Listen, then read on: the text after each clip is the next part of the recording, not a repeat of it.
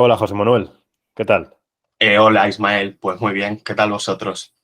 Pues encantados de tenerte aquí y yo iba a comenzar esta conversación que íbamos a tener contigo preguntándote sobre qué relación hay entre el urbanismo y la desigualdad. Bueno, pues entre el urbanismo y la desigualdad casi que la relación es toda, ¿no?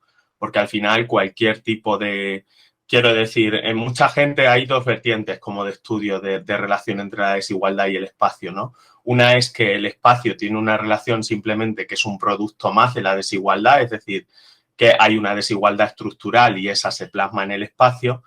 Y otra vertiente es que el espacio en realidad incide en la reproducción de la desigualdad, es decir, que es, digamos, una desigualdad estructural más, que dependiendo del lugar donde naces, también se va a reproducir las condiciones de desigualdad en las que naces. Y es lo que se conoce como efecto barrio, ¿no? Es decir, el hecho de que por nacer en un sitio tengas menos posibilidades vitales que una persona que no nazca en ese sitio. Eso evidentemente depende de los lugares. No es lo mismo nacer en un barrio español, ¿no? Que tenemos un sistema de bienestar importante, consolidado y, bueno, que con todas las críticas que podamos poner, pues evidentemente actúa como barrera ante la desigualdad que nacer en un barrio de favelas de Brasil, ¿no? Donde evidentemente ahí va a ser muy difícil escapar a las condiciones estructurales de nacer en un barrio así o en otros países donde la desigualdad es mucho más importante que en el nuestro, ¿no? Entonces tendríamos como esas dos vertientes, considerar que simplemente la desigualdad se plasma en el espacio como un condicionante de condiciones estructurales que van más allá, es decir, de tu renta, tú vives en un sitio que te puedas permitir, ¿no? Es decir, tú compras la vivienda allá donde tengas capacidad de poder adquisitivo para Claro, decirte. es un poco la situación del huevo y la gallina, ¿no? ¿Qué fue antes?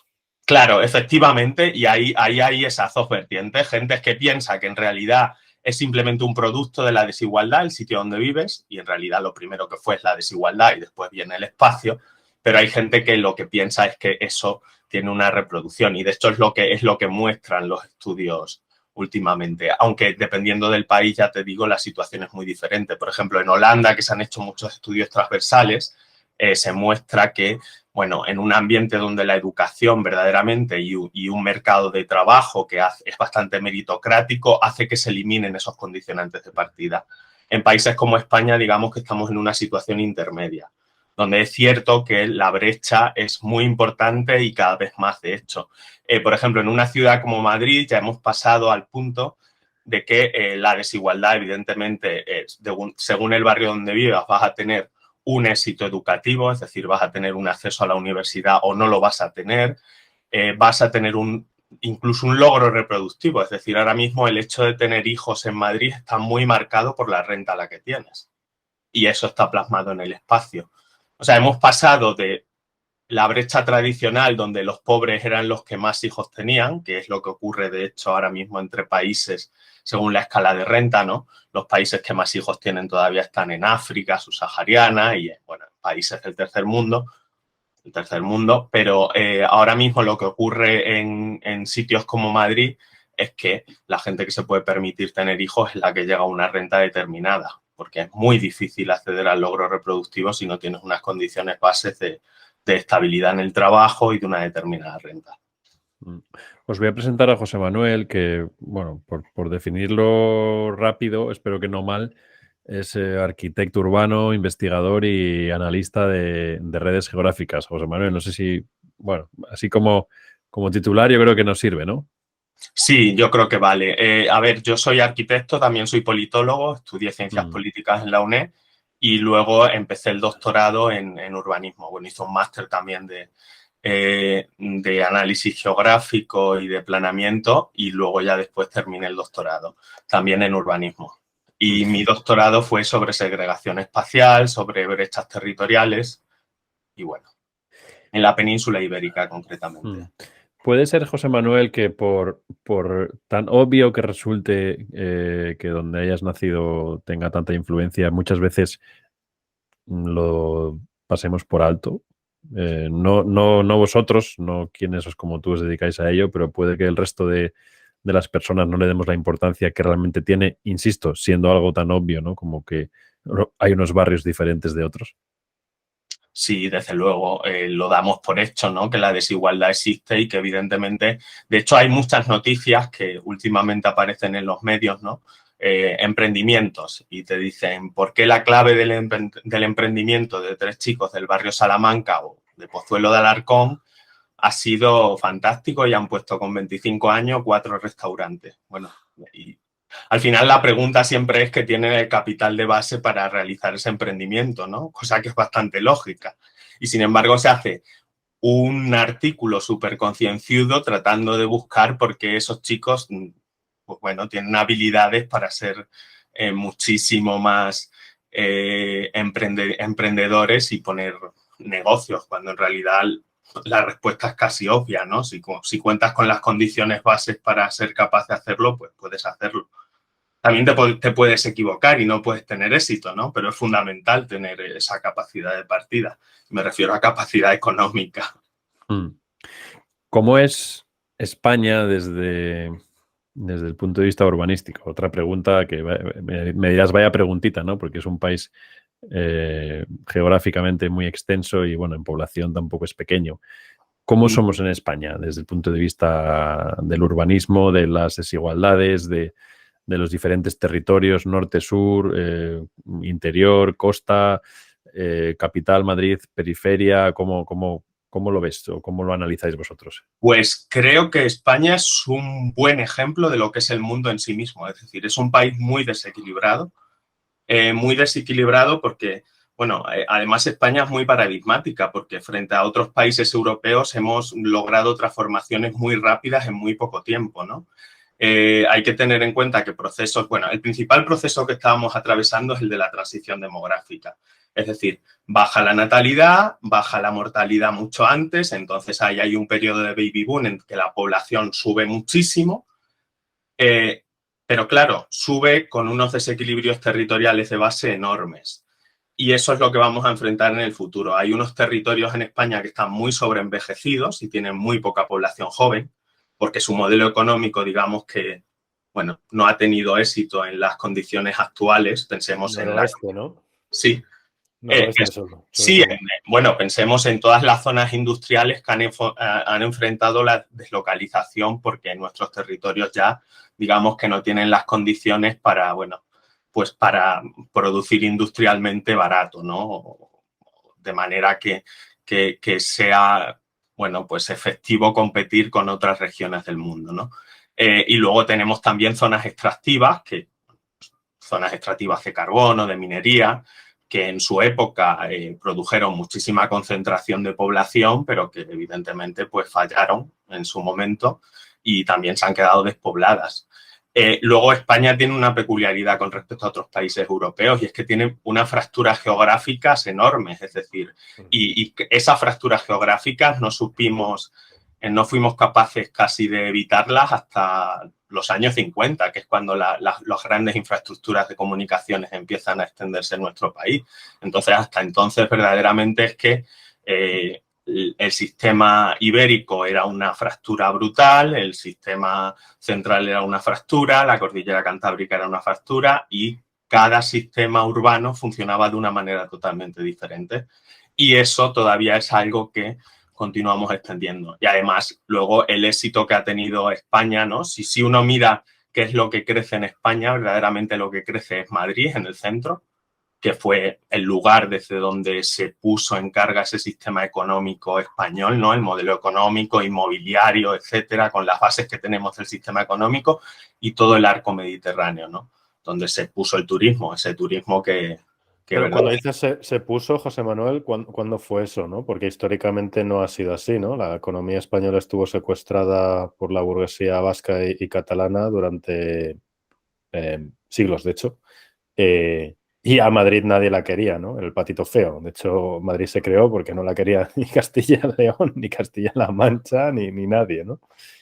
Sí, claro, es muy curioso. Por ejemplo, si uno mira los condicionantes de crecimiento metropolitanos en la península ibérica y en España, Barcelona hasta los años 30 es el área metropolitana más pujante.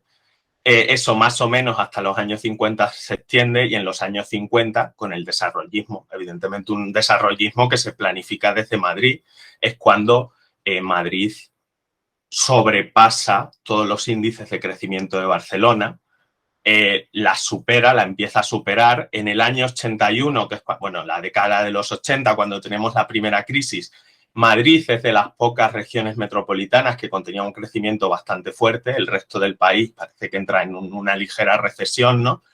Y claro, a Madrid se le da una autonomía. Entonces se permite que todas esas fases del crecimiento que se planificaron durante los años 40, 50, 60, 70, pues Madrid consiga retener, digamos, esas ventajas. O sea, que será el patito feo, pero desde luego es un patito feo muy privilegiado. ¿Por qué es privilegiado? Si las reglas son las mismas, ¿no? Incluso asimétricas en algunos casos. Claro, pero Véase Navarra o País Vasco. cuando tú concentras el crecimiento en un sitio y haces una autonomía uniprovincial, a esa autonomía uniprovincial, digamos que no tiene ninguna carga. Piensa en una autonomía como Castilla y León. Castilla y León, con un sistema muy policéntrico de regiones urbanas que además están, digamos, poco relacionadas entre sí, tiene además un territorio rural inmenso con el que tiene que cargar. O pensemos en Andalucía. Andalucía es otra región riquísima, con un sistema urbano de los más densos de España y que además históricamente ha sido, tiene unos condicionantes que le vienen desde la Reconquista, ¿no? Pero con un sistema riquísimo. Pero claro, todo el arco mediterráneo es un sistema de éxito económico, crece en base al turismo, pero luego tiene toda la zona de Jaén, de Córdoba, etcétera, que son territorios que según las bases a partir de los años 60 y 70 que se ponen en España de crecimiento, pues no tienen los condicionantes de ser modelos de éxito y experimentan de crecimientos que todavía están en marcha, ¿no? Y además ahora justamente en España entramos en esa dinámica de que todos intentamos hacer una lucha fratricida, territorial, de ver si mi territorio se le ha primado o no se le ha primado políticamente, si las reglas han sido las mismas para todos, si Almería está aislada, si León no está a gusto con el resto de Castilla y León, si, en fin, si a Asturias se la ha tratado mal, si Cataluña también ha estado maltratada, en fin. Eso es lo peligroso yo creo, del periodo que ahora enfrentamos, que es un periodo en el que unos territorios están muy sobreenvejecidos y van a perder población frente a otros que van a seguir ganándola, porque han acumulado mucha población joven. Entonces, el peligro es que en ese contexto empecemos a tirarnos puñetazos unos territorios a otros. Esto, José Manuel, voy a hacerte la pregunta muy directa, ¿eh? ¿Esto se arreglaría si todos tuviéramos más dinero? Si en el noroeste hubiera más industria, si en el sur hubiera más renta, si en... Esto es una cuestión económica, quiero decir. El hecho de que, como tú bien estás diciendo ahora, todo el mundo en España parezca estar enfadado con su situación, norte, sur, este, oeste, esto es un reflejo de lo que está pasando desde el punto de vista económico, de la deslocalización, de la pérdida de industria, en fin, de muchos factores que seguramente serían muy largos de describir aquí. ¿Cuál es tu opinión? Bueno, evidentemente es que son procesos estructurales, ¿no? Pensemos, por ejemplo, en un proceso muy antiguo al que no le demos ninguna importancia, pero la Reconquista incluso marca algunos de los procesos que estamos viendo ahora en España. Es decir, de pronto, siglo VIII, ¿no? Empieza la Reconquista. Llegamos a mediados del siglo XII y hemos reconquistado hasta el Tajo. De pronto, en un siglo reconquistamos hasta dejar solamente el Reino de Granada. Claro, ese proceso se hace súper rápido y se hace con órdenes militares, con un reparto de la tierra, digamos, poco campesino, ¿no? Y entonces creamos un sistema que es latifundista en el sur de España. Bueno, el proceso es muy complejo, ¿no?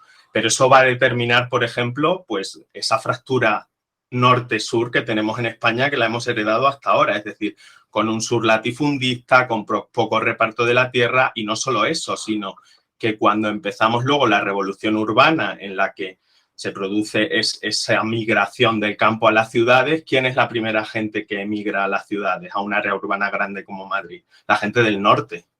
Y claro, cuando emigrantes, la gente del norte también se configuran incluso culturalmente unas jerarquías de habla, por ejemplo. ¿Por qué está mal visto o ha estado mal visto hasta hace poco los acentos del sur frente a los acentos del norte? Evidentemente, no solamente una cuestión de la burguesía catalana y la burguesía vasca, que evidentemente fueron, bueno, los sitios donde se asentó ese modelo capitalista español de industria, ¿no? Pero que funcionaba todo de manera cooperativa, porque en realidad los grandes terratenientes del sur eran los que muchas veces luego con ese dinero que se sacaba de ese sistema latifundista invertían en la industria catalana y vasca. Es decir, que el capitalismo español funcionó muy cerrado, pero funcionaba como un todo. O sea, no creo que sean unas élites catalanas o vascas las que decidieron. En realidad fue todo el sistema capitalista español quien primó poner la industria en esos territorios.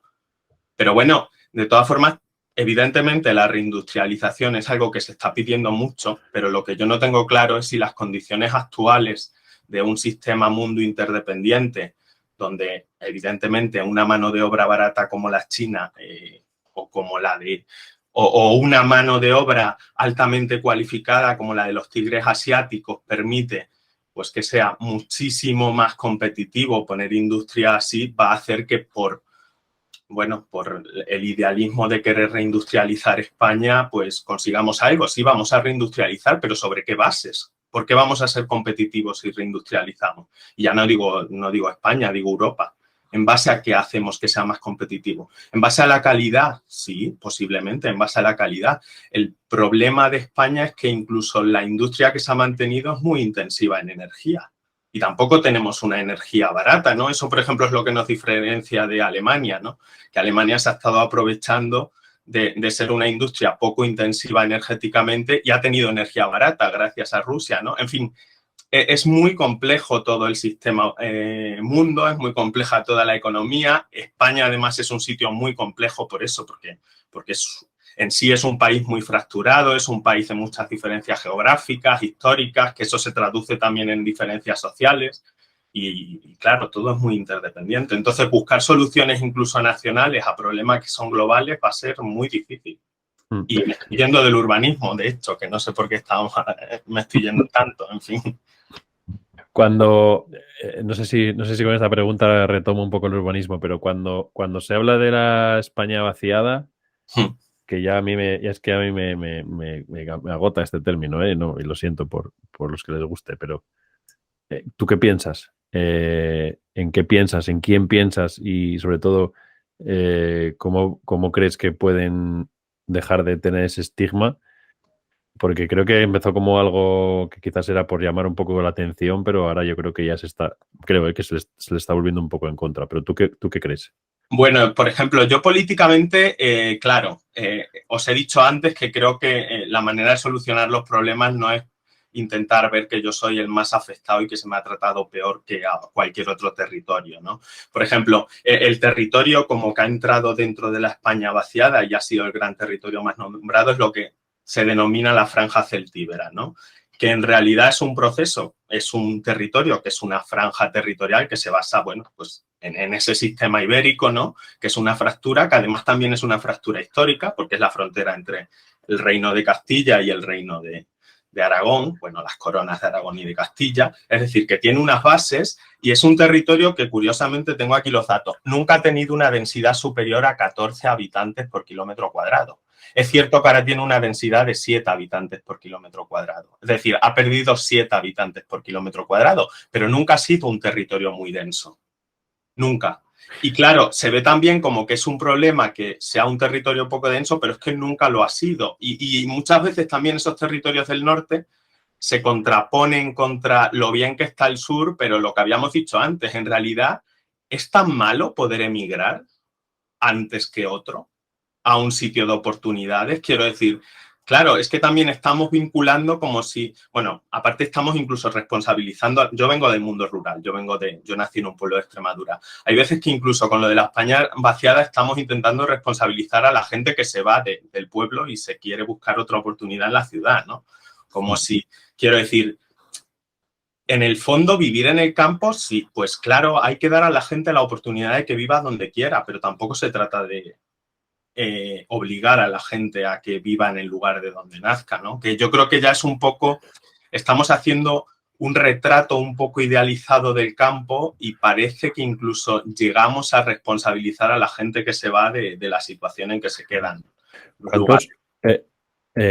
Sí, en los países más más densamente poblados de Europa, entiendo que son Países Bajos, ¿no? Bélgica. Sí, Holanda.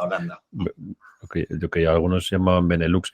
¿Cuántos habitantes tendría España si tuviera la misma densidad de población que Países Bajos o que Bélgica? Pues tendría creo que incluso 200 y pico supera. Quiero decir que son poblaciones que tiene, pues, por ejemplo, la región urbana catalana, es decir, lo que está en la franja costera. Claro, ¿qué pasa con esos territorios? Que son territorios que tienen una agricultura, quiero decir, súper intensiva y que además la han desarrollado muchísimo más en él y que siempre han tenido sistemas muy densos. Y bueno, estuve en Delft, de hecho yo de estancia, y me llamaba la atención porque, claro, ellos utilizan un territorio, Zelandia, que está en el sur, ¿no? Cerca más o menos de Rotterdam. Es un territorio que tiene, creo que, no sé si me equivoco, pero como 90 kilómetros, no, 110 habitantes por hectárea, por kilómetro cuadrado. España tiene como 90, 91, 92. Quiero decir, es un territorio que tiene más población, más densidad que el conjunto de España. Y ellos lo tratan como un gran problema de despoblación, el de Zelandia. Y claro, es un territorio que además está a 1 hora de Rotterdam. Es decir, está a 1 hora en tren de una ciudad de más de 500.000 de habitantes.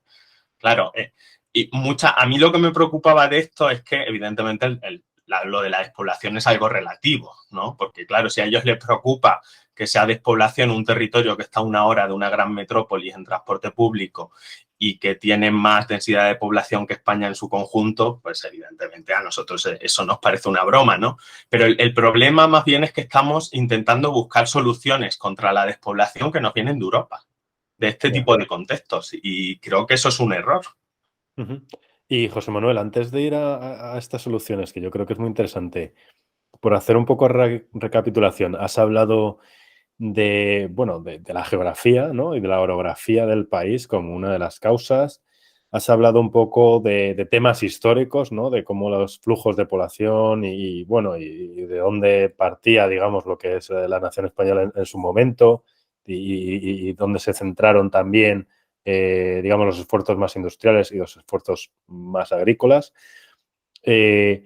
Pero bueno, Andalucía en su momento tuvo industria, fue la cuna de la industria española Sí, en fue muchos la cuna casos. de la industria, claro. En Málaga concretamente y la zona de Marbella también, ahí se instalaron casi los primeros altos hornos, no, los primeros altos hornos están cerca de Burela, en Galicia, pero después los segundos están en Málaga, en la provincia de Málaga.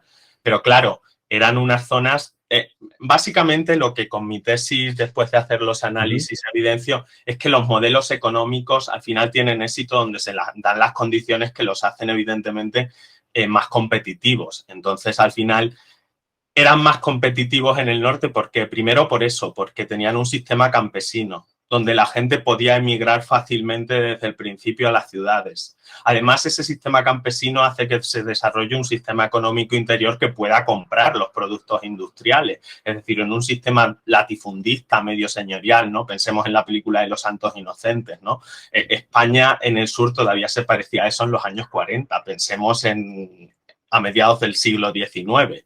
Pues evidentemente el sur no tenía esos condicionantes sociales para que se desarrollase la industria. Pero es que además tampoco era competitivamente porque el carbón sí que es cierto que hay cuencas carboníferas en el norte de Málaga y en la provincia de Cádiz, pero era un carbón de poca calidad. Entonces, claro, cuando en el norte las cuencas carboníferas del Cantábrico sí dan carbón más o menos de buena calidad y además tienes los barcos que puedes conseguir el hierro de Inglaterra y cargar allí, vender carbón y traer. Y tienes agua también que Pues, ayuda en el transporte y también a la generación de energía. Te iba a preguntar también si en tu tesis investigaste un poco los efectos también de la guerra de independencia contra los franceses, porque ¿no? Hay autores que defienden que el impacto sobre la infraestructura ya creada, unos y otros aprovecharon para barrerla en medio de la contienda, ¿no? En el contexto de la contienda. Bueno, evalúo análisis de impacto infraestructural, pero verdaderamente es que incluso la infraestructura que había hasta el siglo XIX era muy escasa. Quiero decir, y además, bueno, hubo un debate de la planificación, que es un debate que siempre ha habido, supongo, a nivel económico, de qué va antes, si la infraestructura o o los sistemas económicos producidos o la base industrial antes, ¿no? Y desde el principio siempre se ha dicho que, bueno, ese sistema económico español lo que primaba es una relación de periferias ricas o periferias especializadas y un centro de control. Entonces, digamos que las infraestructuras nunca estuvieron a disposición de coser y expandir el sistema productivo en tanto que simplemente de comunicar la relación de comercio. Y por tanto... perdona, José Manuel. No, pero de hecho eso luego se reproduce y se debate cuando se hacen los polos de desarrollo, ¿no? Durante la autarquía.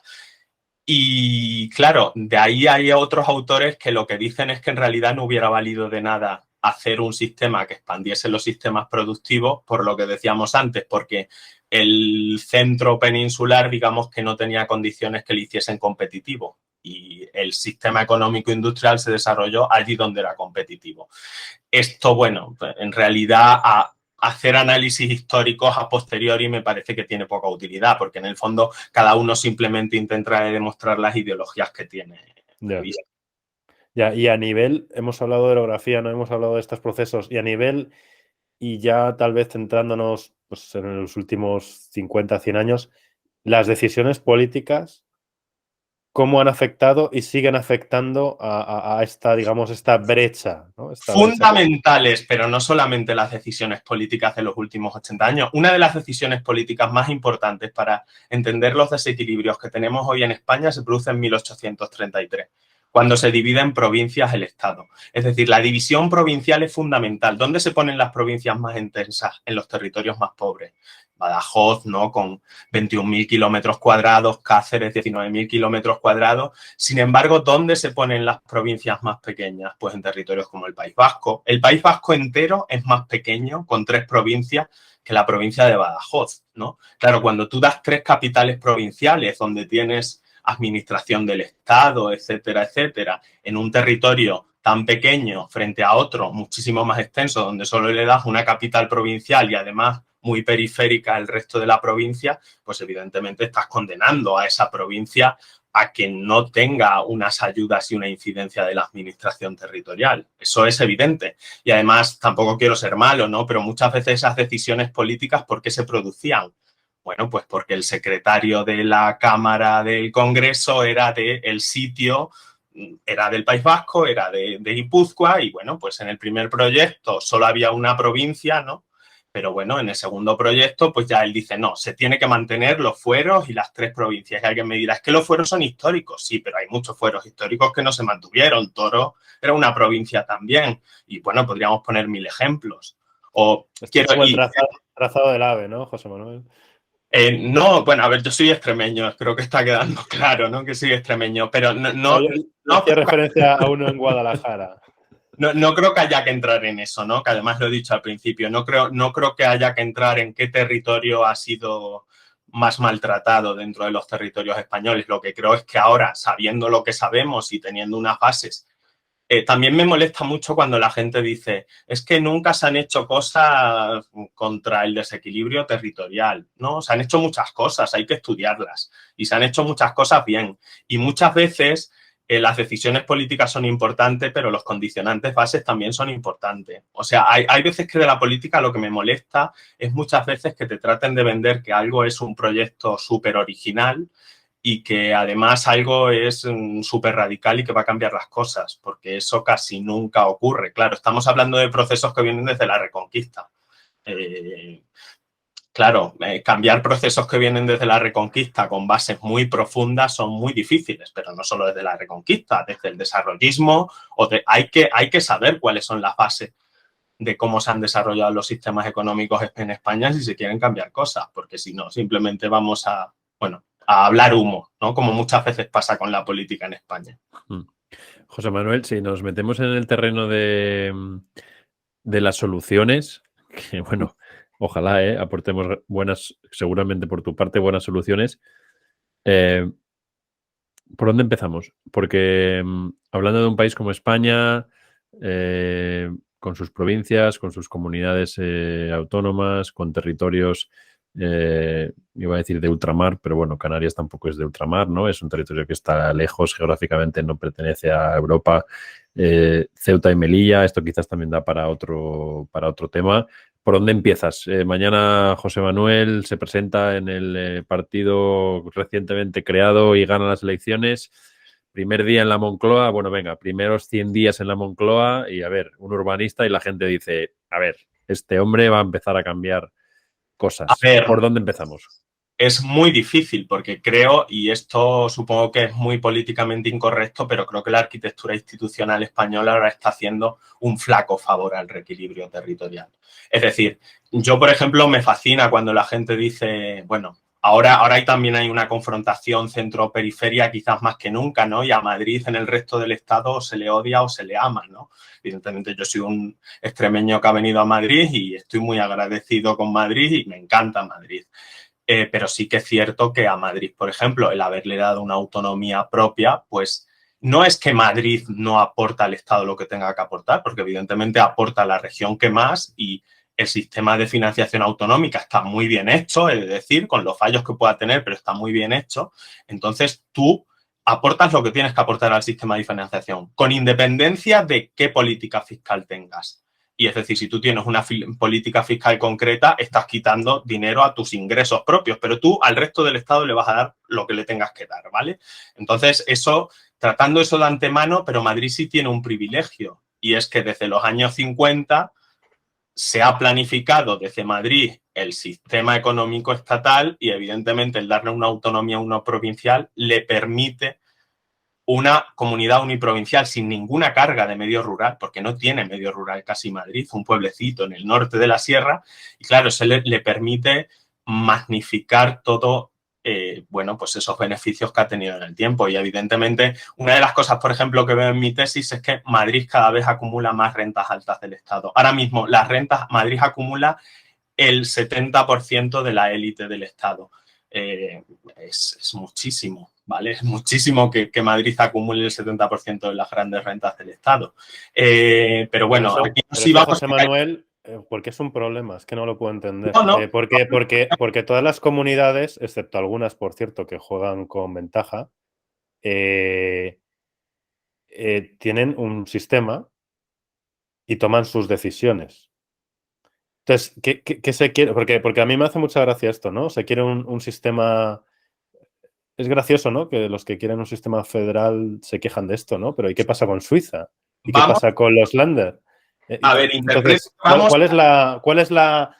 Está claro que por ser capitalidad en un sistema, en muchos países, por ejemplo, el centralista Francia, tienen ventajas, ¿no? Pero Madrid, históricamente, hasta en justo el principio del siglo XXI, no era la comunidad ejemplo de nada ni la más rica.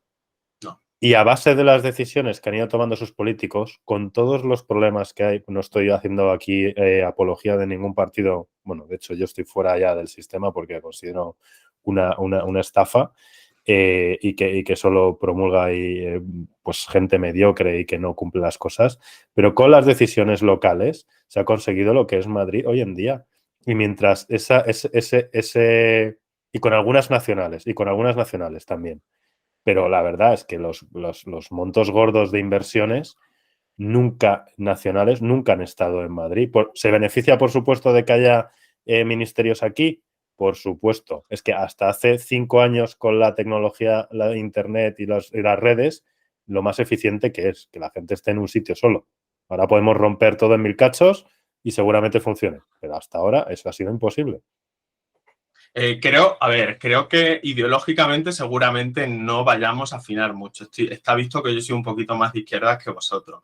Pero eso no es un problema porque además creo que tenemos que hablar todos entre nosotros y me parece muy interesante estas discusiones que planteáis. Pero, José Manuel, ¿he dicho yo algo que sea sumamente incorrecto para que lo refutes? No, nada que ver. De hecho, estoy totalmente de acuerdo con lo que has dicho, Ismael. Estoy totalmente de acuerdo, por ejemplo, con que el proceso de concentración económica es inevitable. Y es lo que hemos visto. Y, de hecho, si tú analizas lo que ocurre en la mayoría de los países de Europa, lo que ocurre es que la concentración económica en la capital del Estado y su área metropolitana incluso es mayor que la que se produce en España. quitando el caso de Alemania, ¿no? Porque Berlín es un poco raro, como todos sabemos, ¿no? Claro, después de la reunificación y tal. Pero claro, eso tiene una contra. Eso no ha ocurrido en España históricamente hasta mediados del siglo XX, cuando en el resto de estados de Europa ha pasado casi siempre. Es que España es algo muy raro, porque, o sea, lo de la plurinacionalidad de España no sé si es muy correcto, pero en realidad lo que siempre ha pasado en España es que al tener unas fracturas geográficas tan grandes, siempre ha tenido sistemas regionales muy distintos entre sí. De hecho, casi que lo más raro que ocurre en la península ibérica es la división España-Portugal, porque no tiene ninguna base geográfica, curiosamente, y otras divisiones que sí tendrían base geográfica no se producen, ¿no? Evidentemente la historia a veces contradice la geografía, es lo que ocurre. Pero, claro, en Madrid sí que es cierto que hasta los años 50 no era nada, pero a partir de los años 50 sí se crea un sistema muy centralista y Madrid cuando crece es hasta los años 80. Ese es el crecimiento brutal de Madrid. El crecimiento brutal de Madrid no ocurre a posteriori. Además, luego, en los años 80, cuando las autonomías se inician, es cierto que al principio se produce, bueno, es en un periodo de crisis, lo cual mal, pero sí se produce un cierto reequilibrio al principio, un conato de reequilibrio. Pero pensamos, por ejemplo, una autonomía como Castilla y León, ¿dónde tiene que poner los esfuerzos de ese reequilibrio? Tiene que abrir centros sanitarios en sitios despoblados de Soria. Tiene que intentar dividir entre 9 capitales provinciales su financiación escasa porque tiene una población pequeñita. Y sin embargo, una región como Madrid, con 5 millones de habitantes, entonces los que tuviese, una provincia solo con un sistema metropolitano. José Manuel, pero Madrid existe porque no le quisieron. No, si es que Madrid tendría que estar metida en una de las Castillas. Pero fue el fallo más grande de España si se quería haber hecho un reequilibrio territorial. No hacer carga, es decir, hubiera dado igual. Las decisiones que tome Madrid son indiferentes. O sea, el resto de España le puede ir mal con las condiciones que se dieron a Madrid entre los años 50 y los años 80. Madrid, o sea, solo le queda crecer. No estoy de acuerdo. Mira, yo soy es lo que le va a pasar. Madrid va a seguir creciendo y el resto de España crecerá. Por economías de aglomeración, igual que va a seguir creciendo Barcelona. Lo has dicho, es decir, la economía tiende a concentrarse. No me puedes decir por un lado que es una condición estructural la concentración económica y decirme por otro lado que se debe a las decisiones que han tomado sus políticos. Porque, es que yo no creo que sea estructural para nada. Porque mira, fíjate. Vale. Mira, yo empecé la carrera, yo soy economista. Estructural. Yo soy economista. Empecé la carrera y Cataluña le sacaba 2.000 euros renta per cápita a Madrid. Acabé la carrera y Madrid le sacaba 3.000. Claro, evidentemente. Obviamente con los datos con delay, porque siempre son 1 o 2 años, ¿vale? Vamos a ver, es que no es lo mismo que compares una región que es un área metropolitana en sí mismo, solamente un área metropolitana, como es Madrid, que de hecho, lo que me hace más gracia, ya comparte los efectos de esa metrópolis con las provincias limítrofes, especialmente con las que no tienen brecha geográficas, ¿no? Pusiste claro. En Twitter un mapa súper interesante que pondremos, si nos dejas, en nuestra cuenta, porque es brutal cómo se relaciona económica, las áreas de relación económica a lo largo de toda España. Claro, la Sagra en Toledo, ¿no? Toledo en sí mismo, o todo el corredor de Henares que llega hasta Guadalajara, ¿no? Y pasa a la provincia de Guadalajara. Esas son las áreas que más crece. Y me hace mucha gracia cuando Castilla-La Mancha, por ejemplo, saca en sus noticias, ¿no? Guadalajara y Toledo lideran en el empleo, son áreas pujantes, demuestran lo bien que va la economía manchega y dicen, es que no tiene nada que ver con la economía castellano-manchega. En realidad es un aprovechamiento de las externalidades de la región metropolitana madrileña. Punto. De todas formas, no tienen que hacer nada para que ocurra eso. José Manuel, yo creo que, por meter un poco en la conversación que tenéis, ¿no os parece que no es que en Madrid esté creciendo mucho y se está haciendo más rica, sino que el resto de las provincias se están haciendo más pobres? O sea, cuando hablamos muy interesante lo que estáis comentando, pero cuando hablamos de todas las provincias que tenemos en mente del noroeste, esas Zamora, esas Soria, o sea, en realidad, ¿qué atisbo de crecimiento, de riqueza puede haber ahí? ¿No? Quiero decir, Madrid crece lo que crecería cualquier otra región si tuviera pues un mínimo, ¿no? De población, de industria, de empleo.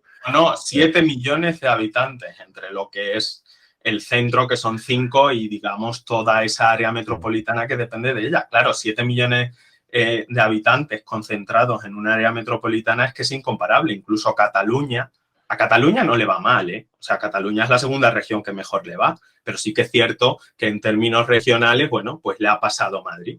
Pero si comparásemos con el área metropolitana de Barcelona, no sería la cosa para tanto, evidentemente. Lo que pasa que Cataluña, más allá de ese eje mediterráneo, que es un modelo de éxito evidentemente, pero un éxito que es más frágil porque depende también en gran parte del turismo. Y el turismo, como ha pasado durante la pandemia, ¿no? Tiene unas condiciones que, bueno, que se puede ir rápidamente, ¿no? Madrid, digamos que se ha sabido transformar mejor hacia una economía del conocimiento. Eso ha pasado, pero eso siempre pasa en regiones que concentran capital humano altamente formado y que tienen una concentración grande de población. José Manuel, te voy a hacer un reto a esto. Sí. Y lo vas a ver en los próximos años porque va a seguir creciendo.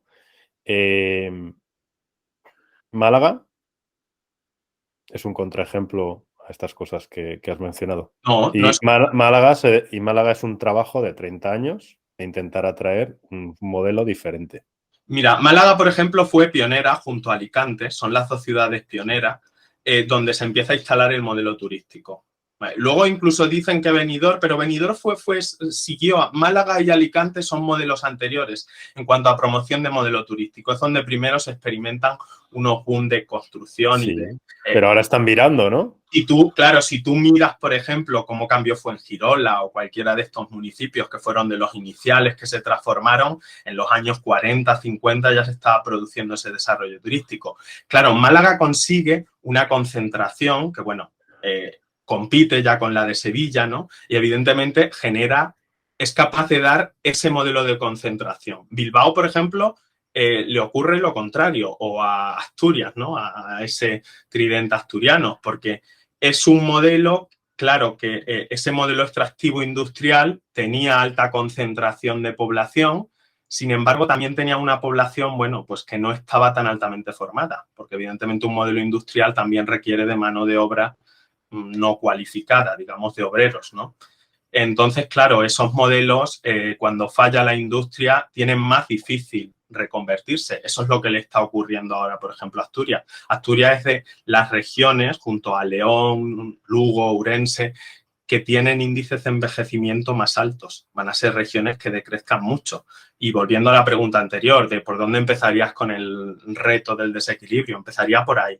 Porque me preocupa más que esas regiones pierdan 30 habitantes por kilómetro cuadrado que un área como la Serranía Celtíbera pierda 7, cuando en realidad solo ha tenido 14 de máximo, ¿no?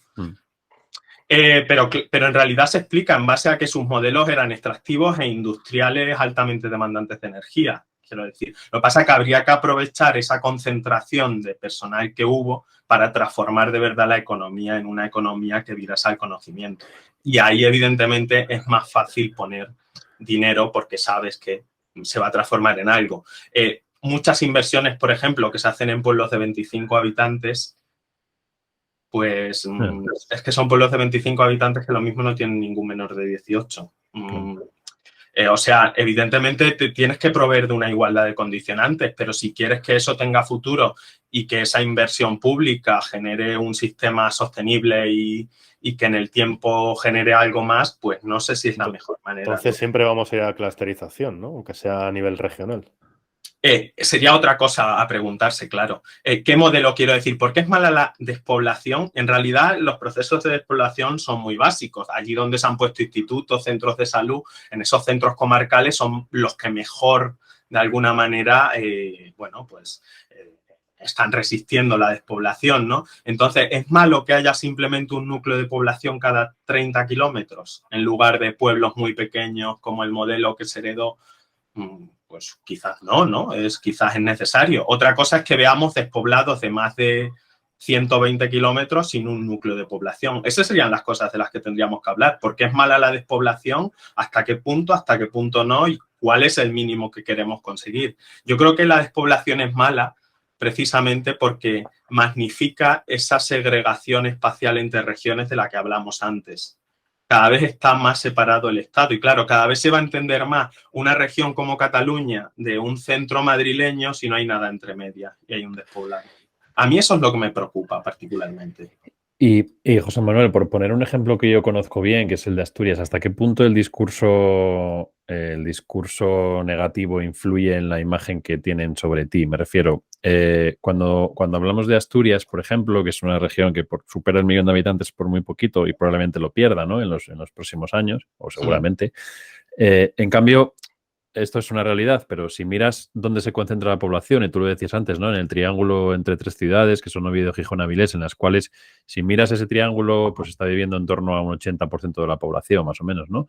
Con lo cual, si tú, y esto es algo que Ismael y yo hablamos muy a menudo, si tú despojaras de todo localismo y dijeras, no, es que esto es Gijón y esto es Gijón y Oviedo, voy a decir Oviedo porque es que yo soy de Oviedo y los de Gijón van a decir que es que quiero ir contra ellos. Es la gran beneficiada de ese proceso, es la única beneficiada, es la que tiene la capital, es la que tiene el capital cultural. Claro, pero si tú dices, no, yo soy Oviedo, quiero tener una ciudad con un equipo de fútbol en primera división, voy a hacer un estadio de un montón de pasta, voy a hacer una vida cultural súper intensa, y enfrente tienes otra ciudad de otros 200 y pico mil habitantes, que es una ciudad de tamaño medio, pero bueno, que es una ciudad grande, ¿no? También, pero que no es la capital, y dice, no, pues yo también quiero tener mi equipo en primera división. Costa frente a la capital que no la tiene, quiero decir, Gijón también tiene unos condicionantes que... Claro, pero ¿qué pasaría si esa región ese conjunto de municipios se uniera y la imagen que dieras hacia afuera sería diferente, atraerías más inversión, políticamente unidas, no solamente sobre el papel, porque al final yo creo que estás compitiendo por las migajas, ¿no? Al final soy una ciudad muy pujante y ahora quiero que me des la sede del Instituto de no sé qué tecnología, cuando en realidad tienes una megaciudad, ¿no? Porque en cualquier sitio del mundo, de Europa o del mundo, una ciudad en la que dos casas están separadas por 30 kilómetros es una ciudad pequeña. Entonces, ¿hasta qué punto la clase política llevada por no sé qué interés, probablemente por la ciudadanía, no me quiero meter aquí, pero ¿qué pasaría si esta ciudad la unieras y dijeras, mira, han desaparecido 15 municipios, ahora mismo somos un macro municipio de 800.000 habitantes? ¿Seríamos Málaga o Zaragoza? Debates más interesantes que se ha dado en España y de hecho es algo que evalúo también en la tesis, ¿no? Igual que he dicho que seguramente la arquitectura regional no vale para evitar el desequilibrio, ni la arquitectura provincial, la arquitectura municipal menos. Si tenemos un problema en España es de la planta municipal, que afecta tanto al medio rural como al medio urbano. Es decir, tenemos claro los efectos que tienen, es decir, en el medio rural municipios de 12 habitantes, 100 habitantes, etcétera, que no pueden tener ni personal cualificado.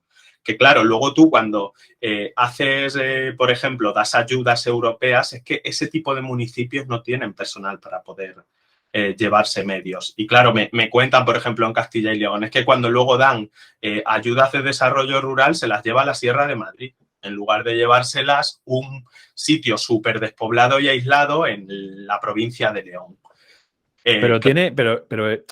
No, pero es duro, pero tiene sentido. No habría que cerrar ese pueblo con perdón y con respeto, pero no puedes tener 500.000 pueblos de 10 habitantes. 8.000 en concreto en España, ¿no? Aunque el modelo es muy diferente, igual es otro producto de la Reconquista, ¿no? Por encima del Tajo y por debajo del Tajo, es totalmente diferente, ¿no? Pero lo que se ve es que cuando se han hecho esas fusiones municipales, se hicieron, por ejemplo, en los años 60 y 70, a finales del franquismo, se hicieron muchas fusiones en Soria, en el Pirineo, en la provincia en Soria, por ejemplo, Gormaz, todos esos mapas municipales, en Guadalajara también se cambiaron. No quiero decir, a la despoblación no afecta, la despoblación se sigue produciendo. Y además, lo que se produce es un resentimiento de esas, digamos, de esos municipios o núcleos subalternos que quedan con respecto al núcleo principal.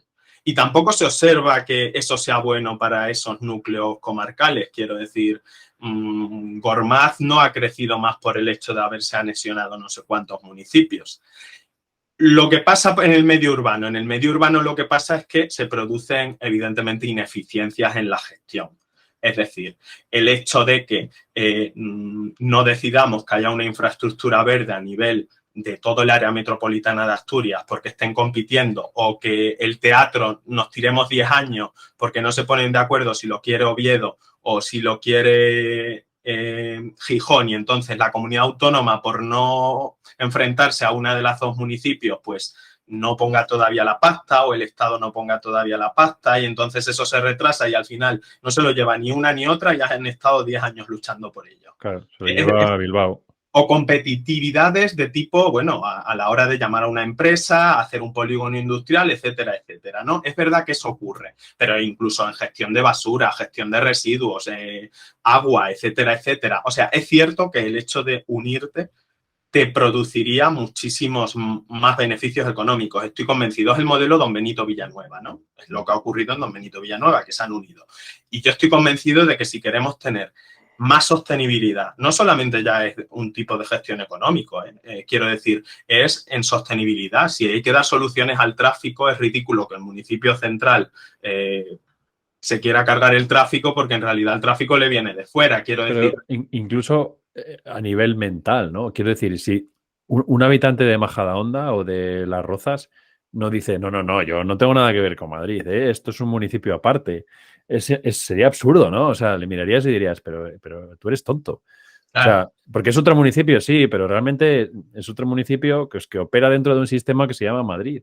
Y entonces un señor que viva en Oviedo no puede decir, no, yo no quiero tener nada que ver con el de Gijón. Pero sí, es que no hay separación. O sea, no, como digo yo, no deja de haber casas nunca si vas de un sitio a otro, ¿no? Sí, y esto mentalmente, ¿qué genera en la gente?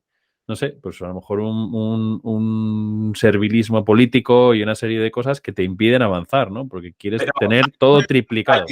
Hay un localismo que está claro, en el medio rural es indiscutible. En el medio urbano creo que el problema más es de competencia con las comunidades autónomas. O sea, ¿en base a qué va a crear Madrid? Quiero decir, en base a que la Comunidad de Madrid va a permitir que hubiese más unión entre municipios. Entonces es que no tendría sentido la Comunidad de Madrid, porque básicamente Madrid es un área metropolitana en sí misma. El caso aquí paradigmático es Barcelona, ¿no? Bueno, la Coplaco estaba en Madrid antes de que fuese comunidad autónoma, pero en Barcelona había una área metropolitana, la quitaron porque la veían como una, bueno, dicen las malas lenguas que la Generalitat la veía como una competencia, ¿no? Y al final la tuvieron que volver a reponer porque evidentemente era necesaria tener ese área metropolitana porque Barcelona no es Madrid. Barcelona tiene 1 millón de habitantes y el resto de los 4 millones están fuera. Madrid todavía tiene 3,5 millones de habitantes, es decir, la mitad de la población está fuera, pero aún así es un municipio muy potente, digamos. Pero es un municipio artificial también. Madrid en realidad es la fusión de 13 municipios en los años 50 y 60. Esa fue la solución que se dio al final del desarrollismo. Ahora bien, la contrapartida, estos procesos, si se hacen bien, pueden generar, evidentemente, ese tipo de soluciones más eficientes, pero si se hacen mal, solo aumentan las desigualdades. Y eso es de lo que se quejan muchos de los distritos que antes eran municipios en Madrid. Vallecas, hay mucha gente que está muy descontenta con la fusión. Bueno, de los históricos que vivían en Vallecas, o Carabanchel, o Fuencarral el Pardo, o Chamartín de la... Quiero decir, en un principio, este tipo de fusiones lo único que pueden generar es que se centralicen más los recursos en un área y al resto no se lo da nada. O sea, imagínate que se produce esa fusión en el área metropolitana de Asturias, pero tiene más peso político Oviedo y al final lo que genera es que todas las decisiones primen al núcleo de Oviedo frente a Gijón. Pues aduciendo que, bueno, que es más eficiente en términos económicos. Pues no sé. Al final siempre este tipo de procesos siempre generan malestar. No sé cuál es la manera de hacerlo. Sé cuáles son los problemas que tienen en que no haya una planta municipal más unificada, pero tampoco sé si la solución de fusionar municipios generaría más cosas buenas que malas. Y de hecho las experiencias que tenemos del pasado, bueno, pues son muy variopintas, ¿no? Hay cosas buenas y hay cosas malas, como en todo. José Manuel, vamos a ponerle aquí el freno a este capítulo porque hablaríamos contigo, bueno, horas, llevamos casi 1 hora hablando entre toda la conversación y te emplazamos a que volvamos otro día porque yo creo que, Isma, nos han quedado en el tintero temas de Europa que hemos tratado así un poco por encima. En fin, me gustaría también hablar de otros países, ¿no? De China, de América, en fin. Si te parece, ponemos aquí, insisto, el punto y seguido y otro día nos vemos y seguimos con nuestra charla. Muchas gracias a vosotros, pero solamente un inciso, que la panacea no existe, que al final de todo hace falta mucho análisis y que seguramente soluciones perfectas no vayamos a encontrar nunca. Te mandamos un abrazo muy fuerte. Un abrazo. Otro para ti, Ismael, un abrazo. Chao. Y a nuestros oyentes, como siempre, muchas gracias por estar ahí. Recordad que podéis seguirnos en nuestra página de LinkedIn, Bola de Cristal Podcast, y también en nuestro canal de YouTube. Y no olvidéis que nos vemos en el futuro.